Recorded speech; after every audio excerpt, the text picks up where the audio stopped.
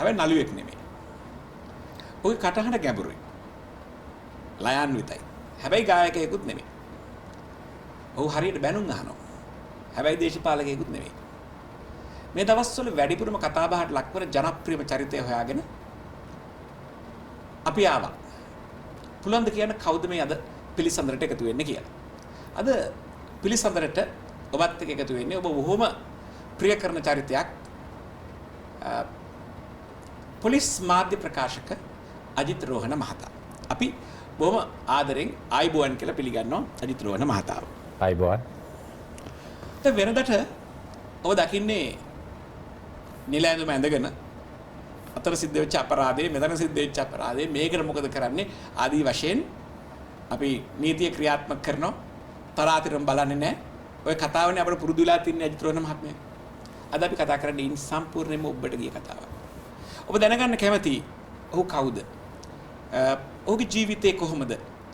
මම දන්න කාරණා කීපයක් තියෙනවා. මම හිතන්නේ මෑත ඉතිහාසයේ අපිට ඉන්න මේ කාර්ය බහුලම පුද්ගලයා ඔහු අල්ලගන්න ලේසි නෑ. ඒ වගේම ඒ කාර්ය බහුලත්වයත් එක්ක ගත්තොත් එහෙම මං මෑතක දැකලා තියෙන දැඩිම ඉවසීමක් තියෙන පුද්ගලයා. ඒ ඉවසීම ලේසි පහසු මිනිස්සුෙකුට තියාගන්න පුළුවන් එකක් කියලා මං හිතන්නේ නෑ. මොකද ඔබට එක තත්පරයකට එන දුරකථන ඇමතුම් සහ අහන ප්‍රශ්න සමහර වෙලාවට එකම ප්‍රශ්නේ 100 දෙනෙක් ඔබෙන් අහනවා.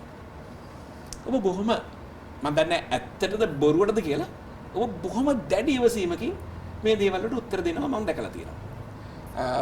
මම කතන්දරේ එතෙන්ට එන්නේ ඉස්සෙල්ලා ඇයි මම ඔහු හොයාගෙන ආවේ කියන එක පිළිබඳව. මම ඔහු හොයාගෙන ආවේ කාරණා තුනක් නිසා. පළවෙනි කාරණාව ඔහු බොහොම ප්‍රියමනාප විදියට කතා කරනවා.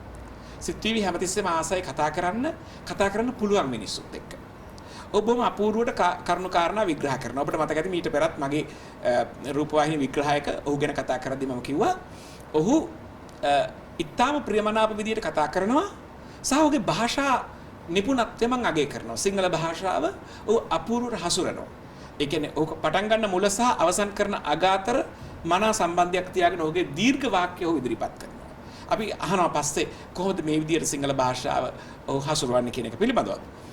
තුන්වෙනි කාරණාව තමයි ඔහුට පැවරී තිබෙන වගකීම හරි භයානක දරුණු බරපතල එකක්. ඒ වගකීම ඉෂ්ට කිරීමේදී ඔහුට සමහර වෙලාවට සිද්ධ වෙනවා මේ බොරු කියන්න. අපි දන්නවා බොරු කියන්නේ කියලා. මේ කාරණාව වැරදි කියලා අපි දන්නවා මහ ජනතාව විදියට. හැබැයි ඔහු ස්ථිරසාර ලෙස ඔහු දැඩි විශ්වසනීය බවකින් යුක්තව ඒ කතාව ඉදිරිපත් කරනවා. මෙන්න මේ කාරණා තුන නිසා මම කල්පනා කළා ලංකාවට ආපු වෙලාවේ මට වැඩිම වටින පුද්ගලයා අජිත් රෝහණ මහතා කියලා. ඒ නිසා අපි ඉස්සෙල්ලාම ඔහුගේ අතීතයත් එක්ක පටන් ගමු. මට කියන්න ඔබේ පුංචි කාලේ කොහෙද ගෙවුනේ කොහෙද ඉගෙන ගත්තේ කොහොමද ඔබේ පවුලේ විස්තර? ඔව් ඇත්තටම මම ඉපදුනේ කොළඹ දිස්ත්‍රික්කෙම තමයි. අවිස්සාවේල්ලේ කොස්ගම කණම්පැල්ල කියන ගම තමයි මගේ උපන් ගම. මගේ මව සහ පියා තාම ජීවිතුන් අතර ඉන්නවා. පියා ආදායම් දෙපාර්තමේන්තුවේ ලිපිකරුවෙක් හැටියට රැකියාව කරේ. මව රැකියාවක් කරේ නෑ. මවගේ ගම් ප්‍රදේශය කුරුණෑගල දිස්ත්‍රික්කයේ අලව්වේ.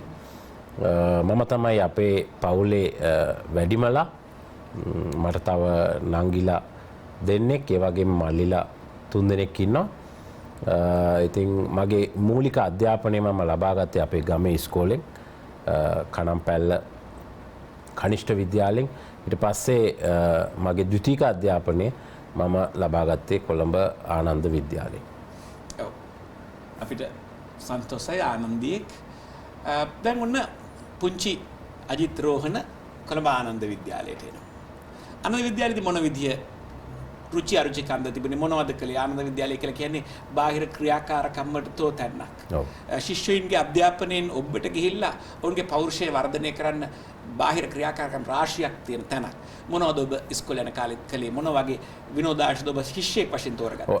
ඇත්තටම ආනන්ද විද්‍යාලයට ආවට පස්සේ ගමේ ඉඳලා මට කොළඹ සමාජයත් එක්ක කොළඹ සමාජයේ ප්‍රවණතා ගැන අධ්‍යාපනය ගැන විතරක් නෙමෙයි ඉන් ඔබට ගිය බොහෝ දේවල් ගැන හිතන්න කතා කරන්න පුරුදු වෙන්න අවස්ථාව ලැබුණා. ඉතින් විශේෂයෙන්ම මගේ අවධානය වැඩිපුරම යොමු වෙලා තිබුණෙත් ක්‍රීඩාවට නෙමෙයි. ක්‍රීඩාවට වඩා මම ක්‍රීඩා කළේ හරිම අඩුවෙන්. ඒ කියන්නේ විද්‍යාලේ කිසිම ක්‍රීඩා ඉවෙන්ට් එකකට සහභාගී වුණේ නැහැ. නමුත් කතා පවත්වන දේවල් විශේෂ අවස්ථාවලට සහභාගී වුණා. ඉතින් වැඩිපුරම මට අවස්ථාවල මම මගේ අධ්‍යාපන කටයුතු යොමු කළේ විභාග පාස් වෙන්න තමයි. ඒ අතර යම් යම් අවස්ථාවලදී කතිකත්වයේ දියුණු වෙන වැඩසටහන් වලට මම යොමු වුණා. මම මුලින් ඉඳලා පුංචි කාලේ ඉඳලම මට අම්මාකාරයක මේ කතික තරඟ මේ වගේ දේවල් වලට විවාද තරඟ වලට සහභාගී වෙන්න අවස්ථාව ලැබුණා. ඒ වගේම බොහෝ ඒවා මම ජයග්‍රහණය කරලා තියෙනවා. ඔබ හොඳ කතිකෙක්. ඔබ අදටත් හොඳ මාධ්‍ය ප්‍රකාශකයෙක් වශයෙන් මේ කාලේදී ඉන්නේ. ඔබ හොඳ කතිකයෙක් නිසා ඔබට අදහස් ඉදිරිපත් කිරීමේ හැකියාව හොඳින් තියෙනවා. අපි ඒක අගය කරනවා. දැන් අධ්‍යාපනයේ ඊට පස්සේ ඔබ කොහොමද යොමු වුණේ පොලිසිය පැත්තට? ඔව්. ඇත්තටම දැන් මම 1985 අවුරුද්දේ තමයි මුල් වතාවට අපස උසස් පෙළ විභාගයට පෙනී හිටියේ. ඉතින් අපස උසස් පෙළ විභාගයට පෙනී හිටියාම මට මගේ එකම බලාපොරොත්තුව තිබුණේ වෛද්‍යවරයෙක් වීම. ඉතින් මගේ අම්මගේ තාත්තගේ බලාපොරොත්තුව තිබුණෙත් කොහොම හරි ජීව විද්‍යාංශයෙන් ගිහිල්ලා වෛද්‍යවරයෙක් වෙන්න. නමුත් මට වෛද්‍යවරයෙක් වෙන්න තරම් කොළඹ දිස්ත්‍රික්කයෙන් උසස් පෙළ විභාගයෙන් ලකුණු ගන්න බැරි වුණා. ඉතින් මම නැවත දෙවෙනි වතාවටත් අපොස උසස් පෙළ විභාගයට 1986 අවුරුද්දේදී ලිව්වා. නමුත් ඒ වතාවේදීත් මට වෛද්‍ය විද්‍යාලයටවත් නැත්තම් දන්ත වෛද්‍යවරයෙක් වෙන්නවත් නැත්තම් පශු වෛද්‍යවරයෙක් වෙන්නවත් ලකුණු තිබුණේ නැහැ. නමුත් මට ඒ ලකුණු මට්ටමින් විශ්වවිද්‍යාලයේ ජීව විද්‍යාංශයෙන් උපාධියක් හදාරන්න අවස්ථාව තිබුණා. නමුත් ප්‍රශ්නේ තියෙන්නේ ඒ වෙනකොට ලංකාවේ විශ්වවිද්‍යාල වහලා තිබුණේ. ඉතින් ඒ කාලය තුල විශ්වවිද්‍යාල වහලා තියෙනවා. මම පවුලේ වැඩිමලා මට බාලා තව 5 දෙනෙක් ඉන්නවා. ඉතින් ඒක නිසා මට බාහිරව ඉගෙන ගන්නවට වඩා මම තීරණය කරා මම රැකියාවකට යන්න ඕනේ කියලා.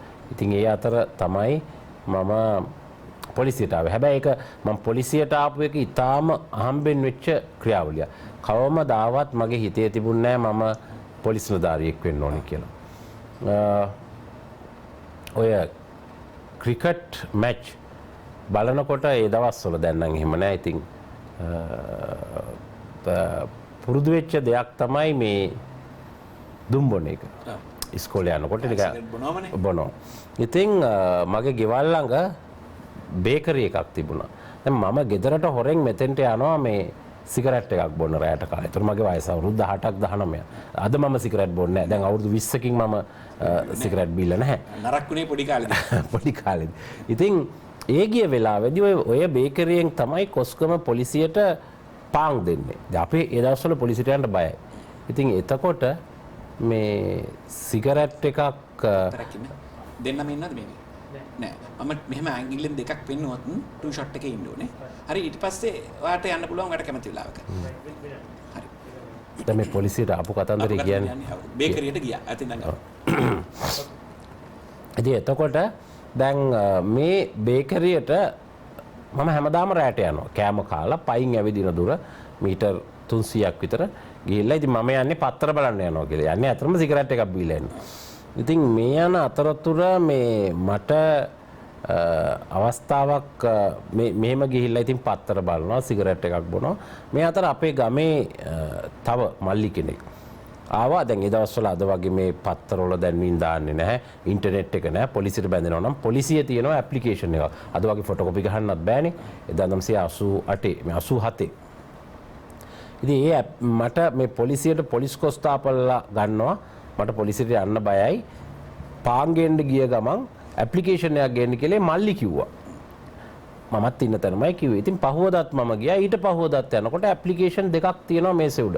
පාන් ගෙනියන ගමන් ඒ බේකරියේ එක්කෙනෙක් ඇප්ලිකේෂන් අරන් ආවිලා. මොකද පොලිසියට පාන් දෙන්නේ පොලිසියනේ. මේ බේකරියේනේ පොලිසියට පාන් දෙන්නේ මේ බේකරියෙන්. ඉතින් ඒ වෙලාවේදී මේ අතර තිබුණා උපපොලිස් පරීක්ෂකවරු බඳවා ගන්න. ඉතින් මං ඇහුවා ඇයි දෙකක් ගෙනාවේ කියලා නිකන්. ඊට පස්සේ කිව්වා මේ ඒ රාලහාමි කිව්වා පොලිස් කොස්තාපල්ලා විතරක් නෙමෙයි SIලත් ගන්නවා. ඒක හින්දා දෙකක්ම දුන්නා. තව කවුරු හරි දන්නේ කෙනෙක් ඉන්නවා දාන්න කියලා. ඉතින් අර පොලිස් කොස්තාපල් එක අරගෙන ගියා. එයාට මේකට සුසුකම් නැහැ. ඔය ඇප්ලිකේෂන් එක අර පිටි අනන තැන තිබුණා දවසක් දෙකක් තුනක් හතරක් පරණ වෙවි තිබුණා. මට හිතුණා දැන් මේක ටිකක් පුරවලා මම දාන්න ඕනි කියලා. ඒ දාපු එකේ ප්‍රතිඵලයක් හැටියට තමයි අන්තිමට මට පොලිස් නිලධාරියෙක් වෙන්න අවස්ථාව ලැබුණේ. සාමාන්‍යයෙන් මහජනතාවේ කතාබහක් තියෙනවා පාම් සහ පරිප්පු දෙන්නේ පොලිසියෙන් කියලා මහජනතාවට. මෙතනදි වෙලා තින්නේ මේකේ අනිත් පැත්ත කොස්ගොඩ නේද? කොස්ගම පොලිසියට පාන් දෙන බේකරියේදී අහම්බෙන් ලැබුණු අයදුම් පත්‍රයක් නිසා අජිත් රෝහණ කියන තරුණයා ඔන්න පොලිසියේ SI තනතුරට පත් වුණා. ඔබ තෝරගත්තා. ඔව් මාව තෝරගත්තා. ඉතින් මම ඒ අතර යුද හමුදාවට දැම්ම. මොකද ඒ කාලේ රැකියාවට යන්න පුළුවන් දේවල්නේ. උපලුතිනන්වරයෙක් විදිහට නාවික හමුදාවට ඒ අතර එන අතරතුර දැන් මේක තමයි ඒවට මම පත්තරෙන් හොයලා බලලා දැම්මේ. මේක මේ අහම්බෙන් දාපු එක දැම්මේ. ඉතින් ඒ ඔක්කොම යන අතරතුර පොලිසියට යන එක තමයි ඉස්සෙල්ලම ආවේ. ඒ අනුව 1988 මාර්තු මාසේ 15 වෙනිදා උප පොලිස් පරීක්ෂකවරයෙක් හැටියට පොලිසියට බැඳුණා. දැන් හීනකවත් තිබුණේ නැහැ පොලිස් කාර්යයක් වෙනවා කියලා කවදාවත්. ඒ වුණාට පොලිසියට සම්බන්ධ වුණා. ඊට පස්සේ හැබැයි ඔබ මේ ඔබේ සුදුසුකම් දිහා මම හොඳින් බැලුවා. මෑත කාලයක හිටපු පොලිස් මාධ්‍ය ප්‍රකාශකවරු අතර ඔබ තමයි ඉහළම සුදුසුකම් තියෙන පුද්ගලයා. මම හිතනවා ඔබ සමහරවිට කතා කරන දේවල් ඔබත් එක්ක ගැටෙන තැන් අපිට තියෙනවා වගේම ඔබට අනිත් අයට නැති බරපතල හොඳ සුදුසුකම් කීපයක් තියෙනවා. ඔබ යම්කිසි කාරණාවක් ඉදිරිපත් කරද්දී නීතිමය කාරණාව නීතිමය පසුබිම බොහොම අපූර්වට කියනවා. මම හිතුවා බැලුවා කවුද මේ මිනිස්සයා මේ නීතිය පිළිබඳව ඔහු කොහොමද මේ තරම් පැහැදිලිව මේ කාරණාව කියන්නේ කියලා. බලමු ඔබට තියෙනවා නීති උපාධියක් තියෙනවා LLB වගේ පශ්චාත් උපාධියක් ඔබට තියෙනවා LLM එකක්. එතකොට කොහොමද මේ අධ්‍යාපනයේ පොලිසිය ඉන්න ගමන් ඔබට ඔබ යොමුනේ ඇයි යොමුනේ කර පහසුකම් තිබුණා? ඔව් ඇත්තටම දැන් මම පොලිසියට බැඳිලා ඉස්සෙල්ලාම පුහුණුවෙන් පස්සේ 1988 අවුරුද්දේ අන්තිම කාලෙදී තංගල්ල ප්‍රදේශයට තමයි ගියේ. තංගල්ලෙන් අම්බලන්තොට තිස්ස මහරාම මේ හැම ප්‍රදේශකම මම රාජකාරී කරා. ඉතින් ඒ කාලේ එහෙ ඉඳලා ඉගෙන ගන්න බැරුණා. නමුත් මගේ හිතේ තිබුණා දැන් මම වෛද්‍යවරයෙක් වෙන්න උත්සාහ කරේ මගේ අනිවාර්යයෙන්ම උපාධියක් ගන්න ඕනේ. නමුත් දැන් පොලිසියට ආවට පස්සේ මට ඉතින් වෙන උපාධි අරගෙන ඒක එච්චර පොලිසියේ රාජකාරි වලට සම්බන්ධයක් නැහැනේ. දැන් මම හිතුවා මම කොහොම හරි නීතිඥයෙක් වෙන්න ඕනේ, නීති උපාධියක් ලබා ගන්න ඕනේ කියලා. ඉතින් එහෙ ඉන්න අතරතුර විවිධ අවස්ථාවල අවුරුද්දකට සැරයක් තියෙන නීති විද්‍යාලයට ඇතුළත් කිරීමේ පරීක්ෂණයට මම ඉතින් ඇප්ලිකේෂන් දානවා, සල්ලි බඳිනවා, එනවා, ලියනවා, ෆේල්. ලේසි නෑ. විවෘත විශ්වවිද්‍යාලයකටත් ඔය වගේ ඇප්ලිකේෂන් දානවා එනවා. මොකද දැන් මේ මම ස්ථානාධිපතිවරයෙක් හැටියට කටයුතු කරන කාලේ ඉතින් ඒ රාජකාරීත් එක්ක ඈත හිටියේ. මම කොළඹින් පිට අවුරුදු 10ක් හිටියා. ඉතින් මේ කාලෙදී නිතර එහෙම ලිව්වා. නමුත් එක්තරා අවස්ථාවකදී නීති විද්‍යාලයට 5 පාරක් ලිව්වා, විවෘත විශ්වවිද්‍යාලයේ 4 පාරක් ලිව්වා. 9 වතාවක්. 10 වෙනි වතාවෙත් මම ලිව්වා. හැබැයි එතකොට ටිකක් මට පාඩම් කරන්න එහෙම අවස්ථාව තිබුණු කාලෙක. 10 වෙනි වතාවේදී විවෘත විශ්වවිද්‍යාලයේ LLB උපාධියට මාව තේරණලා තිබුණා තරඟ විභාගයේ. ඒ ඇත්තටම 2000 විතර අවුරුද්දේ. ඒ කියන්නේ මම පොලිසියට බැඳිලා අවුරුදු 12කට විතර පස්සේ තේරලා තිබුණා. ඊට පස්සේ තමයි මේ විභාගෙට ලියලා 2000 මට මතක විදිහට එකේදී නැත්තම් දෙකේදී තමයි ඒක ආරම්භ කළේ.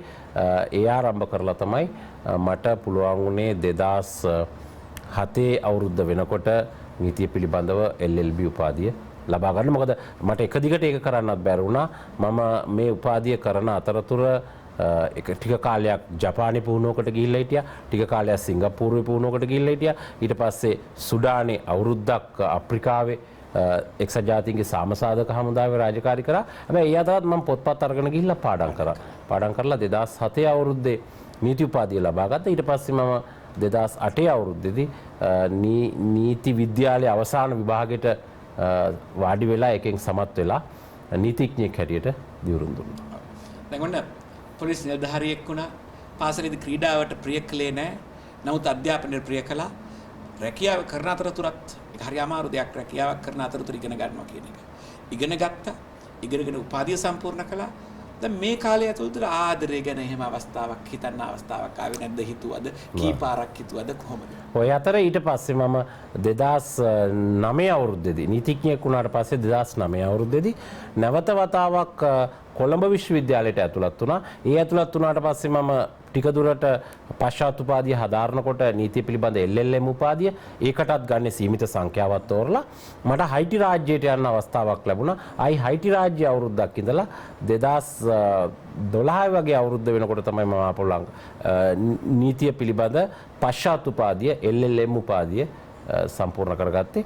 විශේෂයෙන්ම මම මගේ පශ්චාත් උපාධිය කරේ අන්තර්ජාතික මානව හිමිකම් නීතිය, ඒ වගේම ජාත්‍යන්තර මානුෂවාදී නීතිය වගේ දේවල්. ඒවා මට ඉතාම ප්‍රයෝජනවත් වුණා. දැන් ඇයි මම ප්‍රේමය ගැන ඇහුවාම හයිටි රාජ්‍ය මතක් වුණේ? මොකක්ද සම්බන්ධය? ඔව් නෑ ඇත්තටම දැන් මේ කාලය අතරතුර ඉතින් පාසල් යන සමයේ ඉඳලා සමහර අවස්ථාවලදී ඉතින් අපි තරුණයෝ හැටියට ඉන්නකොට යම් යම් සම්බන්ධතා එකක් දෙකක් තිබිලා තියෙනවා. එකක් දෙකක්? ඔව් ස්ථානාධිපතිවරයෙක් හැටියට ඉන්නකොට බොහෝ යෝජනා ඇවිල්ලා තියෙනවා. එහෙම සම්බන්ධතාවක් තිබිලා තියෙනව නැති නේ. නමුත් හැබැයි ඉතින් මගේ විවාහය ඇත්තටම යෝජනාවකින් වෙච්ච විවාහයක්. දැන් දරුවෝ කී දෙනෙක් ඉන්නවද? දෙන්නෙක් ඉන්නවා. ඒගොල්ලෝ මොනවද කරන්නේ? දැන් පුතා ඉන්නේ මගේ. එයා දැනට කොළඹ රාජකීය විද්‍යාලයේ උසස් පෙළ හදාරනවා. ඒ වගේම අනිත් දුව ඉන්නේ. එයා කොළඹ විශාඛා විද්‍යාලය ඉගෙන ගන්නවා. දැන් ලබන අවුරුද්දේ සාමාන්‍ය පෙළ විභාගයට පෙනී හිටිනවා. ඔබට තියෙන රාජකාරීත් එක්ක ඔබ ඉතාම කාර්යබහුල පුද්ගලෙක්නේ. දරුවෝ ගැන බලන්න, ඒගොල්ලන්ගේ උමනා පැකම් බලන්න, ගෙදර දොරේ මේසේ ඉඳගෙන කතා බහ කර කර කෑම කන්න එහෙම නිදහසක් තියෙනවද? ඔව් ඇත්තටම නිදහසක් තියෙනවා නම් තියෙන එකම දවස සෙනසුරාදා දවස විතරයි. ඒකට හේතුව සාමාන්‍යයෙන් අද සෙනසුරාදා වගේ දවසක මුද්‍රිත මාධ්‍යකරුවෝ නිමාඩුයි. ගොඩක් වෙලාවට සතියන්ත ඉංග්‍රීසි පත්තරවල අය විතරයි ඉන්නේ. විද්‍යුත් මාධ්‍ය තියෙනවා. ඉතින් ඒ අරනකොට අනිත් දවස්වල නම් එහෙම කතා කරන්න අවස්ථාවක් නැහැ. උදේ 4:00 ඉඳලා රෑ 10:00 11 වෙනකම්ම මාධ්‍යට උත්තර දෙන්න ඕනේ. ගෙදර හිටියත් ඒගොල්ලන්ටත් ඇහෙන්නේ කොතනද බොඩි එක තියෙන්නේ, කී දෙනෙක් මැරලාද, තුවාල කොහෙද තියෙන්නේ, උදේ ඉඳලා ඇහෙන්නේ ඕවා තමයි. මොකද මට එන කෝල් එන්නෙත් ඒවා, ඊට පස්සේ මම කියන ඒවා කියන්නෙත් ඒවා. කියන්නේ තුවාල වෙච්ච ඒවා, මැරිච්ච ඒවා, ගංජා අල්ලපුවා, කුඩු අල්ලපුවා. ඉතින් මේ කතන්දර තමයි ඇහෙන්නේ. ඉතින් ඊතර දෝංකාර දෙන්නේ මේ අහන්නම ආසම නැති අපි අප්‍රිය කරන මාතෘකා කීපයක්. මාතෘකා ඉතින් ඇත්තටම ඉතින් මගේ බිරිඳ දරුවොත් ඒකට දැන් හුරු වෙලා තියෙන්නේ. ඉතින් මට වැඩිය මේ ගැන ඒගොල්ලෝ තමයි කැපකිරීම කරන්නේ. අපි දන්නවා දැඩි කැපකිරීමක් කරන්න සිද්ධ වෙනවා. ඒ වගේ කාර්යබහුල පුද්ගලයෙක් එක්ක වැඩ කරනකොට ඒකේ අවාසිය දරා ගන්න සිද්ධ වෙන්නේ ගෙදර තම තමන්ගේ උදවියටම තමයි.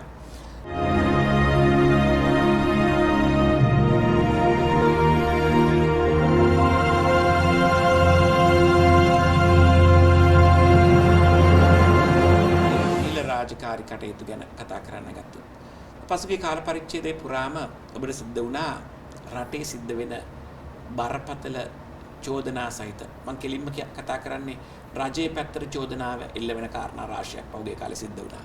ඔබට ආරක්ෂා කරන්න සිද්ධ වුණා. රාජ්‍ය නිලධාරී, රාජ්‍ය සේවකයෙක් ඒ නිසා රජය ආරක්ෂා කරන්න ඔබට සිද්ධ වුණා. ඒ වගේ තැන්වලදී ඔබට චෝදනා එල්ල වෙනවා ඔබ ආණ්ඩුවේ රිදි හොදනවා. ඔබ ගැන කාටුන්ස් වල වැඩිපුරම තියෙන්නේ ඉස්සර හිටපු ඇමතිවරු කීප දෙනෙක් ආණ්ඩුවේ රිදි හොදනවා කියන එකට හිටපු තැනට ඔබගේ රූපේ දැන් ඇතුල් වෙලා තියෙනවා. ඔබ තමයි ආණ්ඩුවේ රිදි හොදන්නේ. ඔබ තමයි ආණ්ඩුවේ රිදි අපුල්ලන්නේ. ඔබ තමයි ආණ්ඩුව කරන වැරදි නිවැරදි කියලා කියන්නේ යන්නේ කියලා. දැන් මේ චෝදනාවට ඔබ මොකද කියන්නේ? ඔව් ඒකට මම ඇත්ත වශයෙන්ම උත්තර දෙන්නේ මේ මම පොලිස් නිලධාරියෙක් වීම ගැන මට තියෙන්නේ ලොකු අභිමානයක්. ලොකු ආඩම්බරකමක්. මේ රටේ 50 ආඥා 500ක් විතර තියෙනවා. මේකේ 400ක විතරම බලය තියෙන්නේ පොලිසියට. එතකොට මම අහම්බෙන්නේ පොලිසියට බැඳුනේ. ඉතින් මම කවදාවත් පොලිස් නිලධාරියෙක් වෙන්න හිතුවේ නැහැ. උනාට පස්සේ මම නීති අධ්‍යක්ෂකවරයා හැටියට හිටියේ පොලිසියේ. මම යුනිෆෝම් ඇඳලා නෙමෙයි හිටියේ. උසාවි ගිහිල්ලා නඩු වලට පෙනී හිටලා මේ වගේ තමයි මම හිටියේ. පොලිස්පතිවරයා වෙනුවෙන් තියෙන නඩු වලට. මේක එකපාරට මට බාර දුන්නා මේ මාධ්‍ය ප්‍රකාශකකම හදිස්සියේ ඒ කාලේ හිටපු ප්‍රශාන්ත ජයකොඩි විදේශගත වෙච්ච ඉඳ. ඒ කියන්නේ ඊයේ පෙරේද විදේශගත විතර මේ ඊට ඉස්සෙල්ලා මට බාර දුන්නා. ඒ වෙලාවේ ඉතින් මම මේක බාරගත්තා. මට මාධ්‍ය ගැන කිසිම උපාධියක් මේ ජනසන්නිවේදනය මෑෂ් කොමියුනිකේෂන් ඒව නැහැනේ. මේ බාරගත්තට පස්සේ මට තේරුණා දැන් මේක බාරගත්තට පස්සේ මට තේරුණා මේ අනිත් ඔක්කොටම වැඩිය. ඒ කියන්නේ අපි අපරාධ විමර්ශනය කරනවා හොඳ දේවල් කොච්චර කරත් මේ මෙතනින් පොලිසියට බේර ගන්න පුළුවන් කියලා. ඉතින් ඒක නිසා මේ අභිමානය සහිතව මේ හැම අවස්ථාවකදීම මම රජයේ නිලධාරියෙක්නේ. දැන් ආණ්ඩු ක්‍රම ව්‍යවස්ථාවෙත් තියෙනවා ආයතන සංග්‍රහයත් තියෙනවා මේ රජය නෑ පවතින නෙමෙයි රජය ආරක්ෂා කිරීම රාජ්‍ය නිලධාරීන් යුතුයකම කියලා. හැබැයි ආණ්ඩුව නෙමෙයි රජය. ඉතින් ඒක නිසා මම මේ ප්‍රකාශනිකුත් මම කවදාවත් මගේ හෘද සාක්ෂියට විරුද්ධව ඒ කියන්නේ මේ වැරදි දෙයක් හරි කියලා ප්‍රකාශ කරන්නේ නැහැ. හැබැයි මම හරි පැත්ත ඒ කියන්නේ දැන් ඒකේ යම් කිසි අවස්ථාවක යම් සිද්ධියක් වුණාම ඒකේ වැරදි දේවල් තියෙන්න පුළුවන් ඒක ඇත්ත. හැබැයි ඒකේ හරි පැත්තකුත් තියෙනවා. ඒ හරි පැත්ත මම උලුප්පලා මගේ ආයතනය වෙනුවෙන් මම කියනවා. හැබැයි ඒ කියනකොට ඉබේම රජයද ආණ්ඩුවද ඒවත් ඉබේම ආරක්ෂා වෙනවා. ඉතින් කවදාවත් එහෙම දැන් මම උදාහරණයක් හැටියට අපි ගත්තොත් දැන් ওই පහුගිය කාලේ තිබිච්ච පොලිස් වෙඩි තැබීම් ගැන. දැන් මේ වෙඩි තැබීම් කරනකොට වෙඩි තැබීමක් වෙනකොට මේවා ගැන විවිධ මතවාද එනවා. ඒක ඇත්ත. ඒ විරුද්ධ මතවලට මම හරි කැමතියි. නීතිඥ සංගම්, මමත් නීතිඥයෙක්, නීතිඥ සංගම්, මානව හිමිකම් සංවිධාන, අධිකරණය, විවිධ ස්වේච්ඡා සංවිධාන ඒවා තියෙන්න ඕනේ. එහෙම නැත්තම් මේක පොලිස් අධිරාජ්‍යයක් බවට පත් වෙනවනේ. ඒවා තියෙන්න ඕනේ. ඒක ඇත්ත. හැබැයි අතර දැන් මේ නිලධාරීන් පොලිස් නිලධාරියෙක් දහඩිය කඳුල දවල් රෑ දූවිලි මේවා ඔක්කොම ඉඳගෙන පාරේ ඉන්නකොට එක පාරට බයිකයක් ඇඟට කපාගෙන යනකොට එයා තිගැස්සෙනවා. ඒ තිගැස්සෙනකොට එයා අතින් වෙඩි තැබීමක් වෙනවා. හැබැයි මේ වෙඩි තැබීම එයාගේ හිතට ඇතිවෙච්ච මරණ බය හින්දා කරන්නේ. නමුත් ඇත්තටම වෙඩි වැදිලා බලනකොට එමිනියා අහිංසක මිනිහෙක්. එමිනියා අහිංසක මිනිස්සෙක්. දැන් ඒකෙදි අර පොලිස් නිලධාර දැන් බැලූ බැල්මට මොකුත් නැහැ බයික් එක කියන්නේ. නමුත් අර පොලිස් නිලධාරියාගේ හිතේ ඇතිවෙච්ච හැඟීම, ත්‍රාසය, බය ඒ ගැන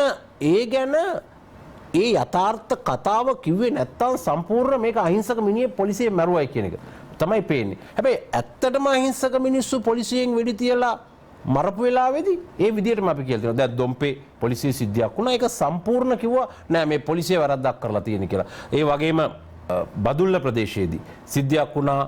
එක්තරා පොලිස් වසමකදී අර නිදන් හාරන්න ගිහිල්ලා කියලා ඔබට මතක ඇති තරුණෙක් ගාලා අපි ඒ වෙලාවෙම අත්අඩංගුවට ගත්තා. හැබැයි අර වගේ වෙලාවකදී මම ස්ථානාධිපතිවරු ඉහළ නිලධාරීන් කියන කාරණා විතරක් මම පිළිගන්නේ නැහැ. මම ඒ සිද්ධියට ගිය රාලාමිලට කතා කරනවා දුරකථනයෙන්. කතා කරලා අහනවා මට ඇත්තම කතාව කියන්න මොකක්ද උනේ කියලා. හැබැයි ඒගොල්ලොත් එහෙම කියන්නේ නැහැ. මම ඊට පස්සේ තව එයාවට ඉන්න අපේ හිතවත් ජනමාධ්‍යවේදීන් මට ගොඩක් මේ ප්‍රාදේශීය ජනමාධ්‍යවේදීන් හිතවත්. ඒගොල්ලන්ගෙන් අහනවා මිනිස්සු කියන්නේ මොකද්ද කියලා. ළඟ කඩයක් තිබුණොත් ඒ කඩේටත් කතා කරලා මම අහනවා මොකද්ද කියන්නේ කියලා. ඒ අහලා ඇත්තටම අර නිලධාරියාට බයක්, මරණ බයක් දැනෙනවා. දැන් ඒ කියන්නේ එයාට වෙඩි තියන්නම ඕනේ නැහැ. එයාට තමාගේ මරණය සිදු වෙනවා කියලා බයක් දැනෙනවා නම් ඒ වෙලාවේදී අන්නේ ඒ බලය පාවිච්චි කරන්න පුළුවන්. හැබැයි ඒක සමහරලාට වෙඩි තියලා බලනකොට අහිංසක මිනිහෙක් වෙන්න පුළුවන්. ඉතින් අන්නේ වගේ මම මේ කියන්නේ ඒ වගේ අවස්ථාවලදී අර පුද්ගලයාට මේ බලය පාවිච්චි කිරීමට හේතු වෙච්ච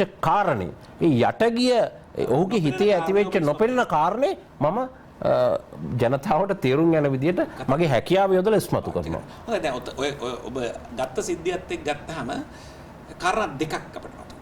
ඔතෙන්දී එක කාරණාවක් තමයි අවම බලය පාවිච්චි කිරීම කියන එක. දැන් පොලිස් නිලධාරියාට යම්කිසි විනයක් තියෙනුනේ සාමාන්‍ය පුද්ගලයෙකුට අපරාධකාරයෙකුට හෝ සිවිල් වැසියෙකුට වඩා Tamante එල්ල වෙන මරණ බය සිද්ධියේදී පවා ඒ තත්ත්වය තුළ පවා අවම බලය පාවිච්චි කරන්න. අපි පහුගිය කාලේ දැක්කා අවම බලය පාවිච්චි කරනවා කියන්නේ ඔළුවට වෙඩි තියන එකද කියන එක පිළිබඳව. එක ඔබ වගේ කිව්වේ නෑ මම දන්නවා. මම ඔබට මේ චෝදනාව කරන්නේ ඔබගේ අදහස අපට වටිනවා මේක. දෙවෙනි කාරණාව තමයි දැන් මේ පිටිපස්සෙන් වෙඩි තියන්න ඕන එක කොහොමද ඉස්සරහෙන් වෙඩි තිබ්බේ කියන එක සම්බන්ධයෙන්. ඇඟට කපපු වෙලාවේ බොහෝ දෙනෙක්ගේ මාධ්‍ය තුල කතා බහට ලක් වෙච්ච එක තමයි නිකන් රජිනිකාන්ත් වෙඩි තියනවා වගේ මේ පැත්තෙන් ඇවිල්ලා ඉස්සරහෙන් කොහොමද පිස්තෝලේ ඇවිල්ලා ඇට වෙඩි තිබ්බේ කියන එක. ඒකට ඒ කාරණා දෙක පිළිබඳව ඔබ මොකද කියන්නේ? ඔව් දැන් ඇත්තටම අවම බලය කියලා නීතියේ වර්තමාන නීතියේ સિદ્ધාන්තයක් නැහැ. දැන් ඕක මම පුන පුනා කිව්වා මේක 1910 පටන් අරගෙන 1980 වගේ කාලයක් වෙනකල් ලෝකෙ තිබිච්ච සිද්ධාන්තයක් මිනිමම් ෆෝස් කියන එක. මේ සිද්ධාන්තය දැන් ලෝක නීතියෙන් අයින් වෙලා තියෙනවා 1983 දී විතර එංගලන්තයේ ලේන් විනිසුරුතුමා දීපු තීරණයකින්. අවම බලය කියලා නෑ මිනිමම් ෆෝස් නෙමෙයි දැන් තියෙන්නේ ජස්ටිෆයිබල් ෆෝස් එහෙම නැත්නම් නෙසසරි ෆෝස් අවශ්‍ය බලය. යුක්තිසා සාධාරණ බලය. ඒ කියන්නේ දැන් ගොඩක් වෙලාවට අපි කියන මේ අවම බලය කියන්නේ දනියෙන් පාතර දනිස් දෙකෙන් පල්ලෙහාට වෙඩි තියනවා කියලා. නමුත් මට අයිතියක් නැහැ ඔබ අතේ මාරක ආයුධයක් නැත්තම් ඔබේ දනිස් දෙකෙන් පල්ලෙහාට වෙඩි තියන්න මට අයිතියක් නැහැ. එතකොට මට ඔබ අතේ තියෙනවා නම් මට ගහන්න ගෙනල්ලා ඉරටුවක් නැත්තම් අධිකෝදුවක් මට පුළුවන් ද ඔබට දනිස් දෙකෙන් පල්ලෙහාට බෑ. ලේන් විනිසුරුතුමා කිව්වේ ඒක නමුත් දැන් මිනිස්සු හිතන්නේ අවමහානිය වෙන්නේ මෙහාට වෙඩි තිබ්බම ලේන් විනිසුරුතුමා කිව්වේ නෑ ඒක තීරණය වෙන්නේ ඒකට සම්බන්ධ වෙන දෙපාර්ශ්වය අතර. ඔබ සිද්ධිමය සහ විෂයමය කරුණු මත දැන් ඔබ ඊටාම මහත තියෙන උස මහත පුද්ගලයෙක් නම් මම ඊටාම කෙට්ටු පුද්ගලයෙක් නම් හරි ඔබ පොලිස් නිලධාරියෙක් නම් මම කිව්වොත් මේ ඊටාම වයසක මම වයසක අවුරුදු 80ක් විතර කෙට්ටු පුද්ගලයෙක් ඔබ අවුරුදු 35ක 40ක හැඩි දැඩි පොලිස් නිලධාරියෙක් ඔබ මට කිව්වොත් මේ හැරමිටියෙන් යන අවුරුදු 85 මාව මෙල්ල කරන්න ඔබ අතින් පාරක් ගැහුවා කියලා ඒක අවම බලය නෙමෙයි. දැන් සාමාන්‍යයෙන් අතින් ගහනවා කියන එක අවම බලය. ඒක උපරිම බලය. ඒ නිසා අවශ්‍ය බලය. දැන් මේ අවශ්‍ය බලය කියන સિદ્ધාන්තය යැපෙන්නේ එතන තියෙන සිද්ධිමය කාරණා මත අවම බලය. දැන් ඔය ඔබ කතා කරපු පස්යාලේ සිද්ධියේදී. දැන් මේ සිද්ධියේදී මාධ්‍ය ලොකු ප්‍රචාරයක් ගෙනිච්චා. මාධ්‍ය මගිනුත් හැමෝම මගින්ම මේ අහිංසක කෙනෙකුට වෙඩි තිබ්බා කියලා. දැන් ඇත්තටම මම ඒ පොලිසියේ පොලිස් කොස්තාපල්වරු දෙන්නට කතා කරාම ඒ පොලිස් කොස්තාපල්වරු දෙන්නත් කිව්වේ දැන් අපිට ඇයි මේ කුරුණෑගල සිද්ධිය වෙලා සති දෙකයි. කුරුණෑගලදී මොකද උනේ? එකපාරටම වෑන් එකක් ආවා වෑන් එක ඇවිල්ලා අපේ මිනිස්සු දෙන්න දාලා ගිහිල්ලා එක්කෙනෙක් මරලා දාලා ගියා පැහැරගෙන. දැන් මේගොල්ලන්ට මේ බයික් එක මෙහෙම එනකොටම අරක මතක් වුණා. මතක් වෙලා ඔහු යම් වෙඩි ප්‍රහාරයක් කළා. ඉතින් ඒ වෙලාවේදී මේ රාත්‍රී කරවලේ දැන් ඒගොල්ලන්ට හිතුණා මේ රොබරි එකක් දීලා තමයි එන්නේ කියලා. එල්ල කරනකොට මේ මෙහෙමද කියලා මේ පැත්තෙන් යමක් වැදලා තිබුණා. දැන් ඒක අධිකරණේ පිළිගත්තානේ.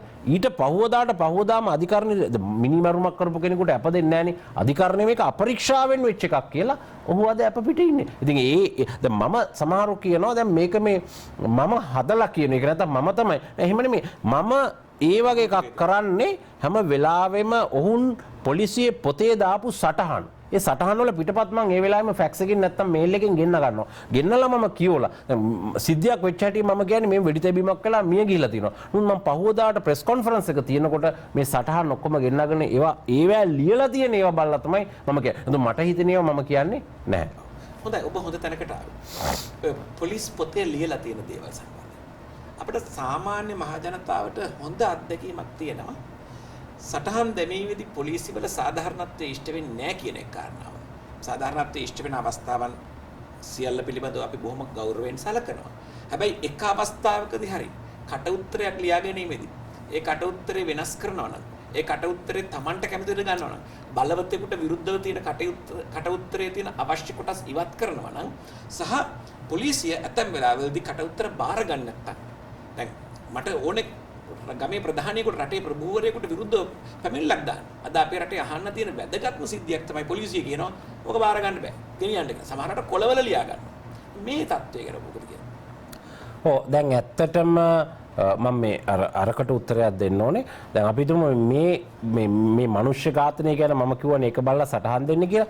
ඒ සටහන් බලලයි මම උත්තර දෙන්නේ කියලා. හැබැයි ඒ විතරක් නෙමෙයි. ඒ සටහන් වල තියෙන කාරණා උසාවියටත් ඉදිරිපත් කරනවා. ඒ ඉදිරිපත් කරලා උසාවිය එක පිළිගත්තොත් ඒ තියෙන කාරණේ පිළිගත්තොත් ඒක එතනින් ඒක සාධාරණ මනුෂ්‍ය ඝාතනයක් වෙනවා. පිළිනොගත්තොත් එහෙම යනවා. ඉතින් මම කියන්නේ අර සටහනේ තියෙන එකයි උසාවියට ඉදිරිපත් කරපු වාර්තාවේ ස්වභාවය කියලා. දැන් ඔබ කිව්ව කාරණේට මම එන්නම් ඊළඟට. මොකද්ද? දැන් මේ අසත්‍ය ලියනවාද මෙහෙම. ඇත්තටම එහෙම පොලිසිය යුග තියෙන්න ඇති. එහෙම තියෙන්න ඇති. පළවෙනි කාරණේ තමයි මම කියන්න ඕනේ වර්තමානයේ නම් එහෙම වෙන අවස්ථා එකක් දෙකක් නැත්තේ නෑ පොලිසිය තියෙන්න පුළුවන්. හැබැයි ඒ කිසිවෙකුට අපිට දැනගන්න ලැබුණොත් එයාට විරුද්ධව අනිවාර්යයෙන්ම මේ වර්තමාන පොලිස්පති එන්.කේ. ඊලංගකෝන් මහත්තයාගෙන් නම් ඒකට සමාවක් නෑ. අනුරාධපුරේ මුලස්ථාන පොලිස් පරීක්ෂකවරයා ඔබ කියනවා වගේ බලවතෙක් බේරන්න දූෂණයට ලක්වෙච්ච ගැහැණු ළමයේගේ කට උත්තරයක් වෙනස් කරලා තිබුණා. දැන් අවුරුදු 3ක් තිස්සේ අදටත් මූලස්ථාන පොලිස් පරීක්ෂකයා අපරාධ අංශයේ ස්ථානාධිපතිත් එක්ක ඒ හැම දෙනෙක්ම අදටත් වැඩ තහනම් වෙලා ඉන්නේ අවුරුදු 3. අපිට එහෙම වෙනස් කරලා කියලා දැනගත්තොත් ඒවට අපි කිසිම සමාවක් නැහැ. ඒගොල්ලන්ට විරුද්ධව අනිවාර්යෙන්ම කටයුතු කරනවා. දෙවෙනි කාරණේ තමයි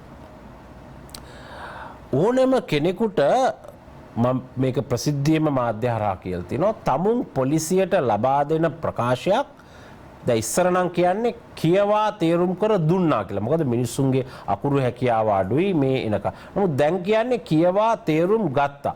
අපරාධ නඩු විධාන සංග්‍රහය 110 දෙක වගන්තියේ මේක පැහැදිලිව සඳහන් වෙනවා.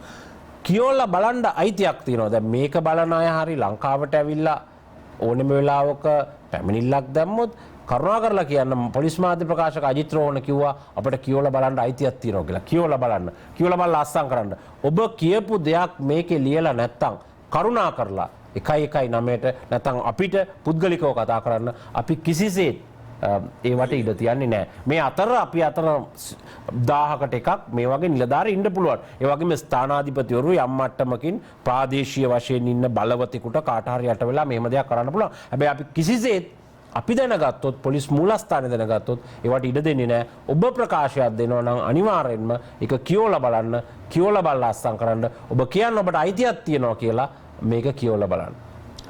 දැන් පසුගිය කාල සීමාවේදී අපිට අහන්න දකින්න ලැබෙන සිද්ධිය අතර මේ අපි කතා කරන්නේ පොලිසිය සම්බන්ධයෙන් ඍණ පැත්ත. ධන පැත්තක් තියෙනවා. අපි ඒකට කතා කරනවා. කවුරු අහිංසක මිනිස්සෙක්ව සැකපිට අත්අඩංගුවට ගන්නවා. අහිංසක මනුස්සයා සැකපිට අත්අඩංගුවට අරගත්තට පස්සේ ඒ මනුස්සයාට ගහනවා. පොලිසිය ගහනවා කියන එක බොහොම සාමාන්‍ය දෙයක්. අපි දන්නවා. අපි කියනවා නෑ පොලිසිය එහෙම කරන්නේ නෑ පොලිසියට වෙනම සිවිල් බලයකුත් තියෙනවා. පොලිස් බලතල වලට අමතරව පොලිස් නිලධාරියෙක් වීම නිසා සමාජය තුළ එයාට තියෙන පිළිගැනීම නිසා සිවිල් බලයක් තියෙනවා. පොලිස් නිලධාරියෙක් එහා වැටේ ඉන්නවා නම් වැටත් එක්ක ප්‍රශ්න ඇති කරගන්න මිනිස්සුෙකුට බෑ. මොකද අපේ රටේ නීතිය බලාපොරොත්තු වන තරමේ උසස් මට්ටමින් ක්‍රියාත්මක වෙන්නේ නැහැ. නීතිය සාධාරණත්වය අපිට තව දුරයි. තමයි ඇත්ත කතාව. එතකොට පොලිස් නිලධාරියෙක් ආරවුලක් ඇති කරගත්තොත් ඒ පුද්ගලයාට වෙනත් විදිහේ කරදර වලට මුහුණ දෙන්න සිද්ධ වෙන සිද්ධි ඕනෑ තරම් මේ රටේ තියෙනවා. පොලිස් නිලධාරියාට තියෙන අර බලය නිසා සමහර වෙලාවට ඔවුන් අයුතු ප්‍රයෝජන ගන්න අවස්ථා උඩතරම් තියෙනවා. පොලිසිය අල්ලස් ගන්න අවස්ථා පිළිබඳව බොහොමයක් තොරතුරු තියෙනවානේ. විශේෂයෙන්ම මාර්ග ආරක්ෂා කරන මාර්ග පරීක්ෂා කරන පොලිස් නිලධාරීන්ගෙන් බේරී යන අපේ හිතවතුන් 100,000 ගණනක් ඉන්නවා. 1000ක් 2000ක් දීලා අපි අයින් වුණා අපි ෂේප්ලා ආවා කියලා කියනවා. ඊළඟට පොලිස් නිලධාරියා මොකක් කර දෙකට අල්ලලා බෝතලයක් ඉල්ලන අවස්ථාවන් ඕනෑතරම් ගම්බදව තියෙනවා. මගේ කන් දෙකෙන් මම ලංකාවට ආපු හැම අවස්ථාවකම මම ඕවා අහලා තියෙනවා. දැන් මේ தત્ත්වයේ පොලිසියට තියෙන ගෞරවය නැති කරන සුළුයි. මොකද ඔබ ඉගෙන කියන්නේ? ඔව් දැන් ඔබ පළවෙනි එක කිව්වේ පහර දීම ගැන. පහර දීම. ඔව්. අහිංසකයින්ට පහර දෙන එක. පහර දෙන එක සැක පිට අත්අඩංගුවට අරගෙන. දැන් මේ අපේ රටේ ටෝචර් කන්වෙන්ෂන් ඇක්ට් එක. කන්වෙන්ෂන් අගේන්ස්ට් ටෝචර් කැට් ඇක්ට්.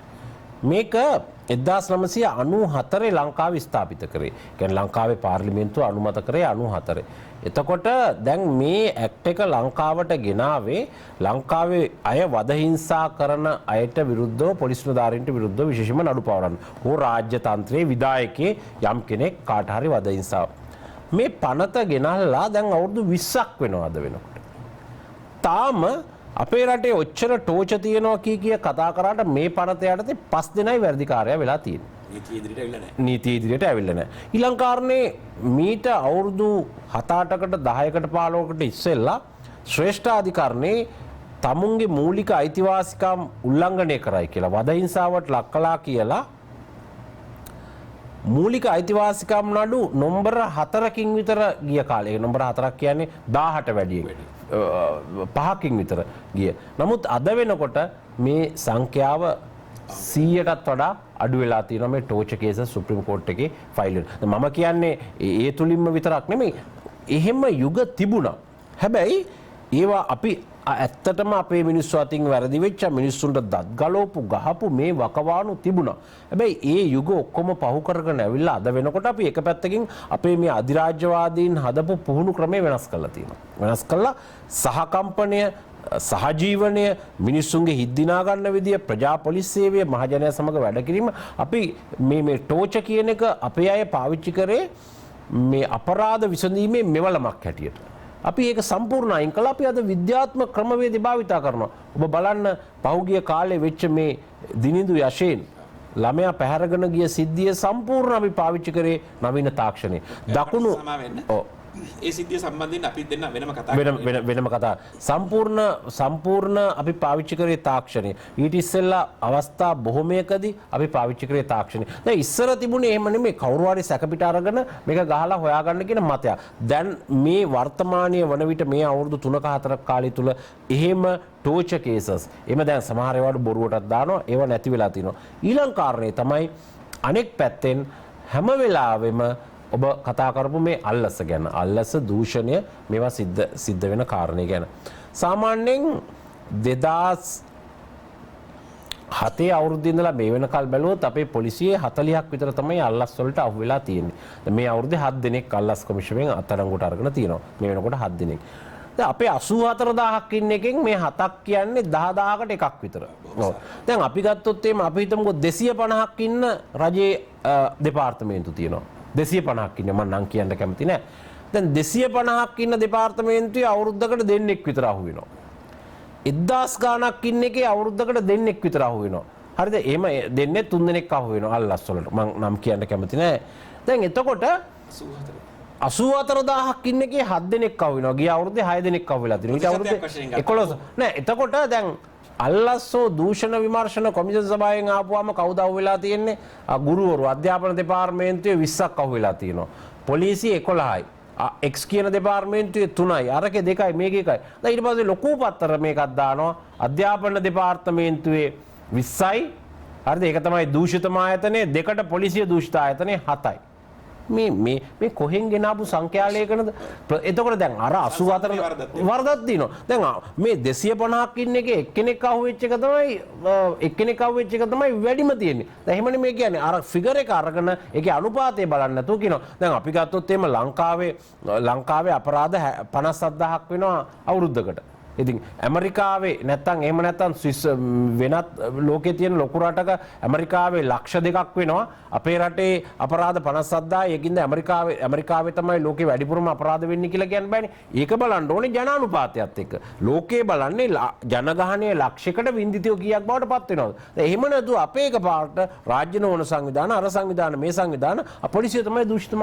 මම කියන්නේ පොලිසිය සර්ව සම්පූර්ණ පරිපූර්ණ සුපිරි පොලිස් නිලධාරීන් ඉන්නවා කියලා. ඔබගේ මේ සංසන්දනය කිරීමේ ක්‍රමවේදය වරදක් තියෙනවා. ඒ වගේම අපි දැන් ඒ අල්ලස් එකට අහු වෙන අයනේ. ඒ විතරක් නෙමෙයි. ඔබ කියනවා වගේම මේ අපි අතර අදත් මේ මොහොතේ ඔය කෙනෙක් දෙන්නේ කොහොම ගන්නා ඉන්න පුළුවන්. මම නෑ කියන්නේ නෑ. හැබැයි අපිට අහු වුණොත් කිසිම වෙලාවක අපිට පැමිණිල්ලක් ලැබුණොත් අපි ඒ අයට විරුද්ධව ඉතා දැඩි ක්‍රියාම ඔබ බලන්න විටින් විට පත්තරවල යනවා 2000ක් ගත්ත කියන පොලිස් කොස්තාපල්වරු දෙන්න රිමාන්ඩ්. මේ අල්ලස් එකෙන් නෙමෙයි.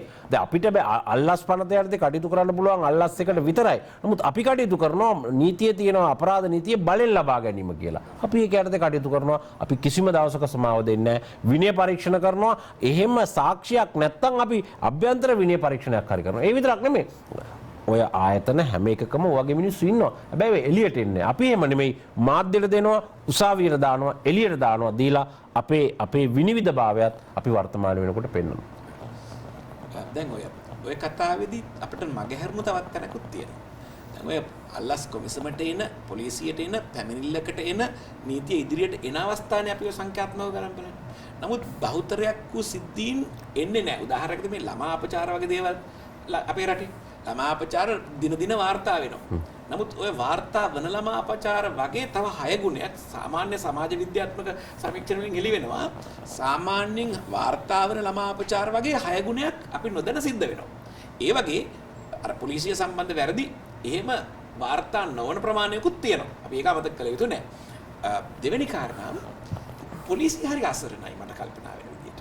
මම හිතන්නේ මේ ලෝකේ අපේ රට පැත්තෙන් ගත්තොත් එහෙම වැඩියෙන්ම තැලෙන නිලධාරියෙක් ඉන්නම් ඒ පොලිස් නිලධාරියා කියලා. මොකද පොලිසියට පීඩනය දෙපැත්තකින් එනවා. එක පැත්තකින් ඔබ කිව්වා වගේ අර කායිකව සහ මානසිකව දැඩි පීඩනයක දරාගෙන පාරිසරික තත්ත්වයට ඔහු ඉන්නේ.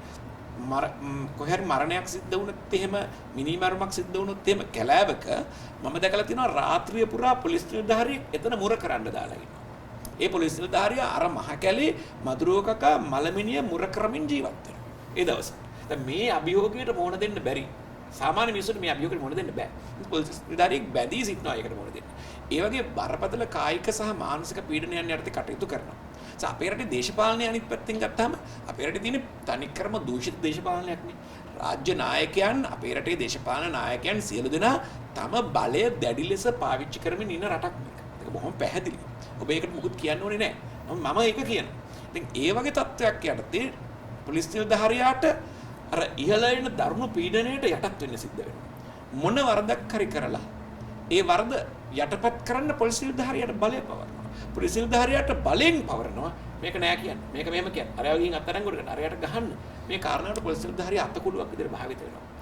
හොඳම උදාහරණයක් තමයි මෑතකදී අපට අහන්න ලැබිච්ච හිමාල් ගුණසේකර මන්ත්‍රීවරයාගේ සිද්ධිය. ඒ පොලිස් නිලධාරියා අප පෞද්ගලිකව විශ්වාස කරනවා අහිංසක පොලිස් නිලධාරියෙක් කියලා. නමුත් ඔහුට සිද්ධ වුණා දේශපාලකයන්ගේ බලපෑමට යටත් වෙන්න. ජීවිතය පිළිබඳ ප්‍රශ්නකට ඔබ මුහුණ දෙනවා. ඔබේ පොලිස් දෙපාර්තමේන්තුව තමයි මං හිතන්නේ ජීවිතය පිළිබඳ ප්‍රශ්නෙට වැඩියෙන්ම මුහුණ දෙන්නේ. ආත්මාරක්ෂාව පිළිබඳ. අපරාධකරුවන්ගේ පවණක් නෙමෙයි. පාලකයින්ගේ. කොහොමද ඒ තත්ත්වෙට ඔබ මුහුණ දෙන්නේ? ඔබේ පොලිස් දෙපාර්තමේන්තුව කොහොමද ආරක්ෂා කරගන්නේ කියලා? ඔව් දැන් අපිට එක කාරණයක් අපි කියන්න ඕනේ. ඒක තමයි මේ අපි පොලිස් නිලධාරීන් හැටියට අපි වැඩ කරන්න ඕනේ රටේ තියෙන ව්‍යවස්ථාවට රටේ තියෙන චක්‍රලේඛන වලට අදාළව. ඒ කියන්නේ අපිට බැහැනේ නීති හදන්න. නීති හදන්නේ පාර්ලිමේන්තුව. දැන් එතකොට අද වර්තමානය වෙනකොට අතීතයට සාපේක්ෂව එදා දේශපාලනඥයින්ගේ ලියුම් වලට දේශපාලනඥයින්ගේ කොල්ල කෑලි වලට තමයි පොලිස් ස්ථානාධිපතිවරු පත් වුනේ. නමුත් වර්තමානයේදී ඒ පත්වීම් එහෙම වෙන්නේ නැහැ. සම්පූර්ණයෙන්ම ජ්‍යෙෂ්ඨ නියෝජ්‍ය පොලිස්පතිවරයෙක්ගේ ප්‍රධානත්වයෙන් සම්මුඛ පරීක්ෂණයක් තියලා ඒ සම්මුඛ පරීක්ෂණයෙන් තේරෙන සුදුසුකම් තියෙන ඒ වගේම විනය සම්බන්ධව කිසිම කරුණක් නැති අය තමයි පත් වෙන්නේ.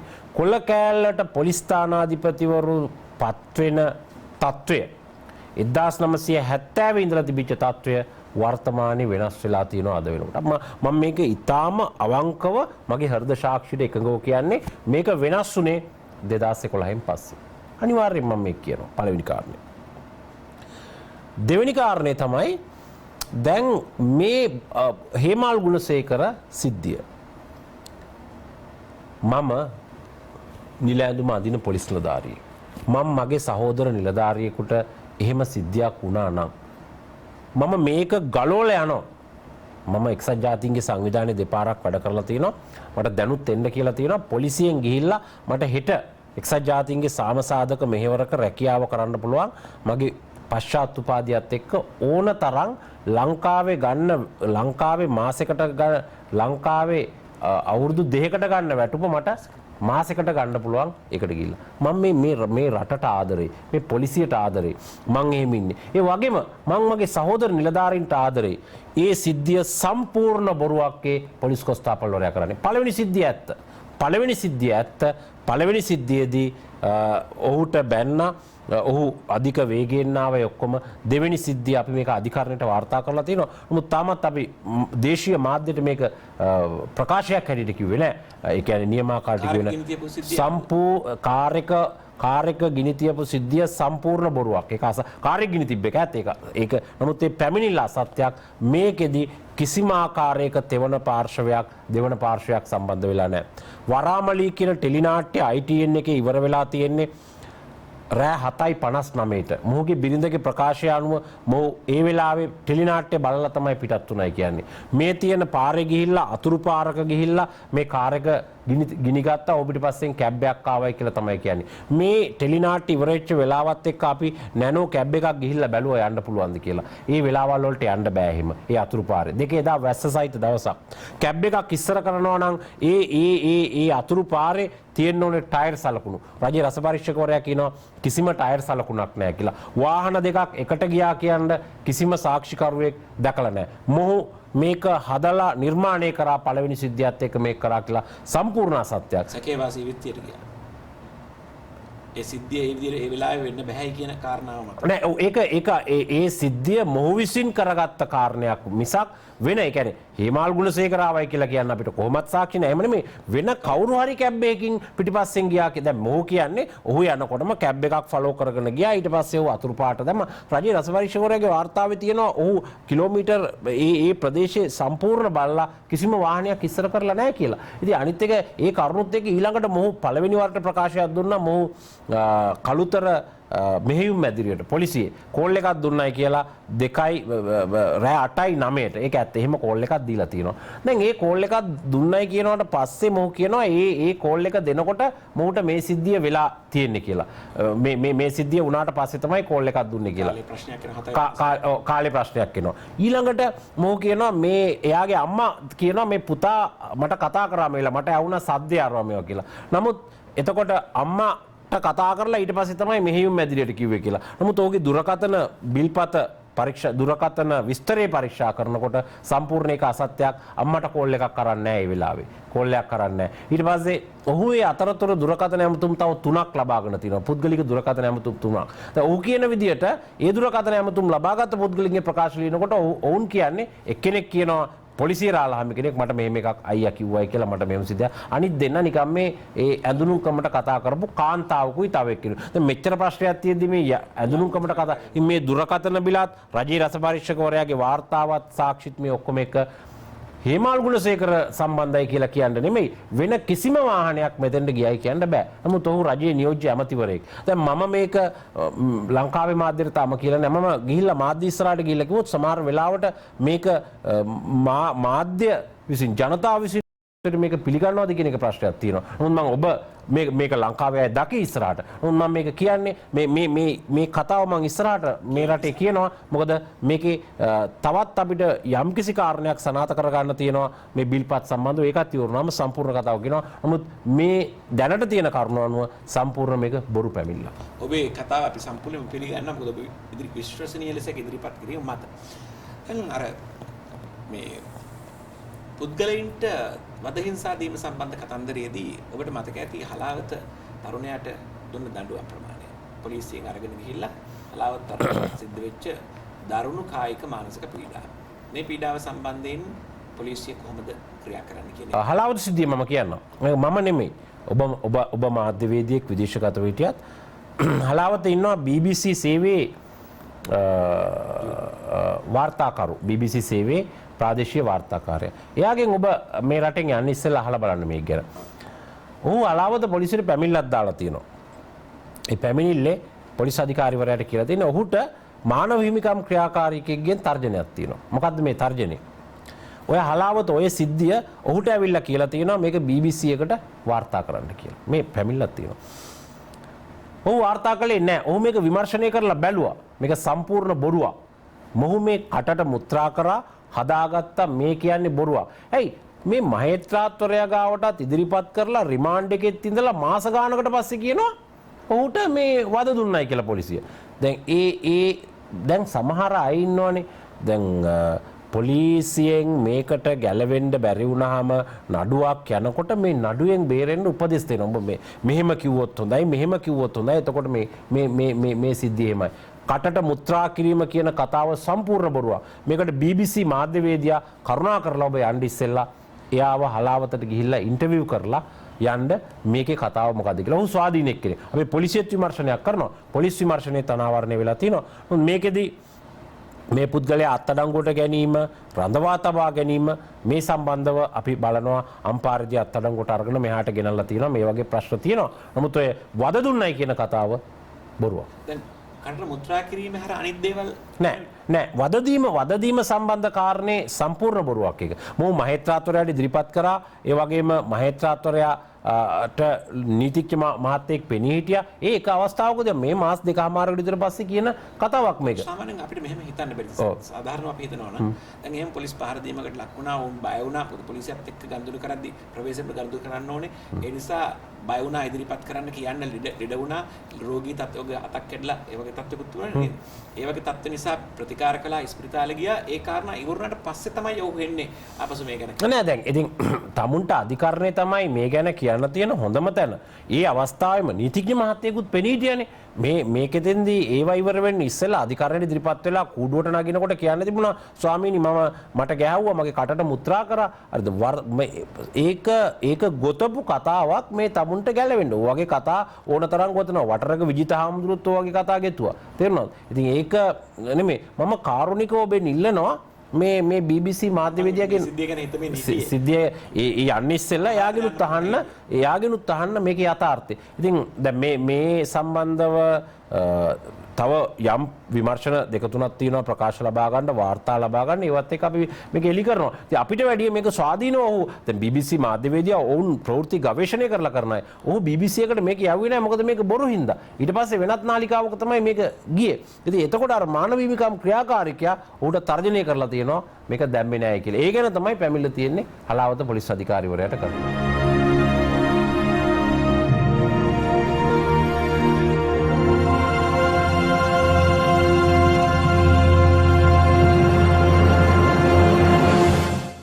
ගැනමනේ මම කියන්නේ. සමහර අවස්ථාවලදී එහෙම සිද්ධ වෙනවා. එතකොට සාමාන්‍ය මහ ජනතාව කියන හොඳ වැඩේ ඕක තමයි කරන්න ඕනේ කියලා. නමුත් නීතියේ ආධිපත්‍යය තියෙන රටක යම් කිසි තැනකදී ආයුධ පෙන්වන්න එක්කගෙන ගියා කියලා අපරාධකරුට වෙඩි තියලා මරන්න පුළුවන්කම තියෙනවා. එහෙම වෙලා තියෙනවා. එහෙම වෙනවා. ඒකෙදී නඩුත් හාමුදුරන්ගේ බඩුත් හාමුදුරන්ගේනේ. දැන් ඔබ කිව්වා වගේ උසාවියට ඉදිරිපත් කරන්න පුළුවන් පරිවේශනීය සාක්ෂි සියලු දේවල් පැහැදිලිව දැනගෙන කරන්න පොලිසියට පුළුවන්කම තියෙනවා. දැන් මේ සමහර තැන්වලදී කතාව ගොතන කතාවේ පුංචි hina යන තැන් තියෙනවා. එයා පැන්න මාංචු පිටින් ගඟට සාමාන්‍යයෙන් අපරාධකාරයෙකුට අනිත් කෙනෙකුට වඩා මොලේ තියෙනවා. ඒ කතන්දරේදී. මේක මාංචු පිටින් ගඟට පණියද කියලා අපිට හිතන්නවත් බැරි තැන් තියෙනවා. එහෙම වෙන්නත් පුළුවන්. මොකද මේ පසුගිය කාල පරිච්ඡේදය තුල 100ක් සිද්ධි එහෙම වුණා නම් අඩු ගානේ 10%ක්වත් පොලිසිය තම බලය පාවිච්චි කරලා ඔවුන් මරා දමලා නැද්ද? නෑ. දැන් ඔබ කියන්නේ මේ මිනිස්සු හිතන එක අපිට වැඩක් නෑ. මිනිස්සු හිතන්න අයිතියක් තියෙනවා. මිනිස්සුන්ට අදහස් ප්‍රකාශ කරන්න අයිතියක් තියෙනවා. අපිට වැඩක් තියෙන්නේ අධිකරණයේ දෙන තීරණය. මේ රටේ මිනිහෙක් මැරුණේ කොහොමද? ගඟට පැනලාද? එහෙම නැද්ද කියලා රාජ්‍ය නොවන සංවිධාන වලට යම් සංවිධාන වලට මිනිස්සුන්ට මත ඉදිරිපත් කරන්න පුළුවන්. ඒ මත ඉතාම හොඳයි. හැබැයි දැන් ඔබ කියන්නේ මහනුවරදී මේ කුරුණෑගල පොලිස් කොස්තාපල්වරයා ඝාතනය කරපු සැකකරු වෙඩි වැදීමකින් මිය ගියා. තෙල්දෙනිය උසාවිය තීරණය කරලා තියෙනවා මේක සාධාරණ මනුෂ්‍ය ඝාතනයක්. දැන් ඔබ කියන්නේ මේ අධිකරණ දීපු තීන්දුව වැරදිද? එතකොට කඹුරුපිටියේදී පොලිස් කොස්තාපල්වරයෙක් සහ ඔහුගේ බිරිඳ ඝාතනය කරපු සිද්ධිය දෙනගම වැවට සැකකාරවෝ දෙන්නෙක් පැන්නා. අධිකරණයේ තීරණය කරලා තියෙනවා මේ වැවට පැන්න දෙන්න දියේ ගිලිලා මැරුණේ කියලා අධිකරණම. දැන් ඔබ කියන්නේ ඒ අධිකරණයේ දෙයියන්දර උසාවිය දීපු තීන්දුව වැරදිද? ඉතින් අපිට මේ එක එක්කෙනා කියන දේවල් අහන්න ඕනේ නැහැ. මේ රටේ ඕනෑම තැනකදී අපේ රටේ විතරක් නෙමෙයි ලෝක අධිකරණ අපරාධ යුක්ති ක්‍රමය තුල මේ මරණය වුණේ කොහොමද කියලා තීරණය කරන්නේ අධිකරණය. ඒකට අකමැති නම් ඒ සිද්ධියට දැන් මට කියන්නේ අධිකරණයට සාක්ෂි කවුද ඉදිරිපත් කරන්නේ? පොලිසිය. නඩුත් හාමුදුරන්ගේ බඩුත් නෑ ඉතින් අධිකරණයට සාක්ෂි ඉදිරිපත් කරාට අධිකරණයේ ඉන්නේ උගත් විනිශ්චයකාරතුමා. ඒ විතරක් නෙමෙයි අධිකරණයට කියනවානේ ඕනේ කෙනෙක් තව ඉන්නවනම් මේකට සාක්ෂි දෙන්න ඉදිරිපත් වෙන්න කියලා. එතකොට දැන් ඔය කතා කරන ඕනෑම කෙනෙකුට රාජ්‍ය සංවිධාන, රාජ්‍ය නොවන සංවිධාන, නීතිය පිළිබඳ සංවිධාන ඒගොල්ලන්ට පුළුවන් මේ නඩුවේදී පෙනී හිටින්න. මේ වැඩිපුරම ඇයි රැටම ගෙනියන්නේ අපරාධ නේද? අපරාධකරුවාගෙන් ප්‍රශ්නය අපරාධකරුවාගෙන් ප්‍රකාශය අරගෙන ඔහු මේ අපිට ඕන වෙලාවට නෙමෙයිනේ කියන්නේ ආයුධය තියෙන ඒ කියපු වෙලාවේ ප්‍රකාශය ලබා ගත්තට පස්සේ ප්‍රශ්න කරලා. දැන් සමහරු මෙහෙම හිතන මේ සමහරු හිතනවා දැන් මට වුණත් මේක මේ තියෙනවා සමහර මාධ්‍යකරුවන්ට මම කතා කරාම කියනවා අද මම නිමාඩුනේ මට ඕනේ නැහැ මාධ්‍ය ප්‍රකාශකතුමා මොකුත් දැන් එහෙම. එතකොට සමහරු කියනවා මගේ පැයට ඉවරයි දැන් මට ඒ ප්‍රශ්නය. හැබැයි දැන් අජිත් රෝන්ට කතා කරනකොට එහෙම නැහැ.